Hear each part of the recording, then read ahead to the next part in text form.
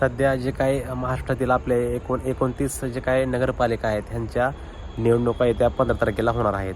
आणि त्याच पार्श्वभूमीवर जे काही सध्या मुंबई, ठाणे, नाशिक आणि पुणे येथील ज्या काही महानगरपालिका आहेत या ठिकाणी जवळजवळ म्हणजे 60 ते 70 हे उमेदवार बिनविरोध म्हणून निवडून आलेत. ह्याच्यापैकी भरपूर हे भाजपाचे आहेत, राष्ट्रवादी अजित पवार यांचे आहे आणि जे काही शिवसेना आहे शिंदे गटाचे त्यांचे हे बिनविरोध जे काही उमेदवार आहेत त्यांची निवड झाली. पण कसं आहे, हे खरंच एक लोकशाही पद्धतीने झाली का, किंवा हे जे काही समोरचे जे काही दुसरे उमेदवार होते म्हणजे जे काही विरोधी पक्षाचे जे काही उमेदवार होते त्यांनी म्हणजे खरंच त्यांनी त्यांच्या मनापासून किंवा त्यांच्या स्वइच्छेने त्यांनी उमेदवारी मागितली का, किंवा त्यांच्यावर दबाव टाकण्यात आला आहे का, हा सर्वात मोठा प्रश्न आहे. किंवा त्यांना कसं आहे, त्यांना खोके दिलेत का 2-2, 4-4, 5-5 कोटी रुपयाची, किंवा धमकी दिले का, हा सुद्धा मोठा प्रश्न आहे. सर्वात जे काही समोर काही जर व्हिडिओ आल्यात किंवा जे काही बातमी येत आहेत त्यात तर कसं आहे, काही उमेदवारांना ह्या धमक्या दिल्या आहेत फॉर्म माघारी घे म्हणून.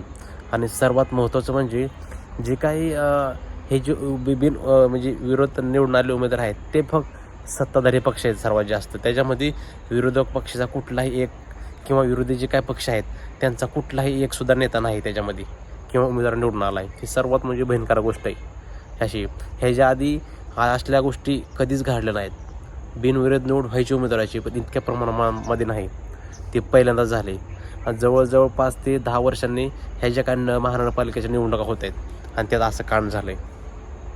आणि विधानसभेचे जे काय आपले अध्यक्ष आहेत राहुल नार्वेकर ह्यांचं तर तिसरंच म्हणजे चालू आहे. अरे तुम्ही एक अध्यक्ष आहात, तुम्हाला फक्त जे काही विधानसभा आहे तिथले तुम्हाला अधिकार आहेत तिथं आतमध्ये, तुमचं बाहेर अधिकार नसतात. मगच मनमाने तुम्ही एक कसं एक निष्पक्ष राहून हे कुठलाही पक्ष न पाहता किंवा कुठल्याही म्हणजे नेता न पाहता हे तुमच्या निष्पक्षपणाने तुम्ही तुमचं काम केलं पाहिजे. पण तुम्ही हे सर्व पक्षासाठी काम करतायत. तुमच्या नार्वेकर आहेत ना जे काही विधानसभेचे अध्यक्ष राहुल नार्वेकर, ह्यांच्याच घरातील नातेवाईक आहेत, त्यांची भाऊ-भाऊजैन, बहीण, आत्ते ह्यांच्याच घरामध्ये जवळजवळ 2 ते 3 हे उमेदवार आहेत. तर ही खूप म्हणजे आपल्या लोकशाहीसाठी खूप घातक गोष्ट आहे. कारण जर असं जर होत राहिलं तर निवडणूक घेऊन उपयोग काय? जर तुम्ही जर बिनविरोधच तुमचे म्हणजे उमेदवार निवडून आणत असाल तर ह्याचा उपयोग काय? काहीच उपयोग नाही ना. कुठेतरी तुम्ही समोरच्याला धमकवण्याचा प्रयत्न करत आहात. आणि ही जी गोष्ट आहे ती ज्यावेळेस आपल्या देशावर किंवा आपल्या इंग्रजांनी राज्य केलं त्याच्यापेक्षा भयंकर गोष्ट आहे. आणि कुठेतरी आपल्या लोकशाहीचा मागं टाकून कुठेतरी हुकुमशाहीकडे वाटचाल होणार आहे, हे 100% आहे. कारण फक्त तुम्ही नावाला निवडणूक घेतात. आता ज्या ठिकाणी बिनविरोध उमेदवार निवडून आल्यात त्या बाकीच्या लोकांनी म्हणजे मतदान द्यायचं कोणाला? नोटाला द्यायचं का, किंवा दुसऱ्याला द्यायचं का? तिथल्या पण लोकांच्या काय अशा आकाशा असेल ना. ह्यांनी काय केलं आहे, लोक आता सध्या मतदान विकत घ्यायचं नाही, डायरेक्ट विकत घ्यायचं, ते डायरेक्ट कोणाला उमेदवार विकत घ्यायचा असं केलं आहे. हे सध्या म्हणजे गुंडगिरी, हे धमक्या, हे असलं सध्या चालू आहे राजकारणात. आणि त्याच्यामुळं कसं सध्या तर आपल्या महाराष्ट्रामध्ये किंवा जे काही विधानसभेत आहे तो विरोधी पक्षच राहिला नाही तर नेमका आवाज कोण उठवणार? सर्वात महत्त्वाचं आहे हेच आहे. त्याच्यामुळं कसं आहे, आपल्या देशातील कसं आहे, लोकशाही राहण्यासाठी, लोकशाही टिकण्यासाठी कसं आहे प्रत्येकाने आवाज उठवणं गरजेचं आहे. नाहीतर कसं आहे, जी काही नेपाळमध्ये जे काय झेंजीची जी काय ज्यांनी परिस्थिती केली ती परिस्थिती यायला किंवा तसे व्हायला आपल्या देशात वेळ होणार म्हणजे लागणार नाही.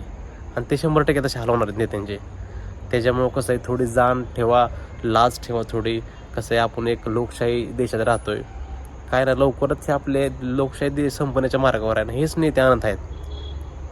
हे शक्य आहे. बरं झालं जी काही महाराष्ट्राचं आपलं जे काही निवडणूक आयोग आहेत त्यांनी म्हणजे त्याची पूर्ण जे काही जवळजवळ 60-70 जे काही बिनविरोध उमेदवारांची निवड झाली त्यांची पूर्णपणे चौकशी केली जाणार आहे. त्यांनी असं एक स्टेटमेंट दिलं आहे, किंवा त्यांनी एक म्हणजे हे पण दिलं आहे, त्यांनी एक गॅरंटी दिली. बघूच आता ती इलेक्शन झाल्या होती का आत्ता होती का ते पुढं ठरल. कारण खूप म्हणजे परिस्थिती सध्या राजकारण एकदम ह्या भंगार लोकांनी, ह्या राजकीय लोकांनी खूप आपल्या म्हणजे महाराष्ट्राचं देशाचं खरंच राजकारण खूप घाणेरडं करून ठेवलं आहे. सध्या सत्तेसाठी, खुर्चीसाठी हे वाटेल ते करत आहेत, कारण ह्यांची सत्ता येण्यासाठी. तर ह्याच्याबद्दल तुम्हाला काय वाटतं मित्रांनो? कमेंटमध्ये तुमच्या प्रतिक्रिया नक्की सांगा.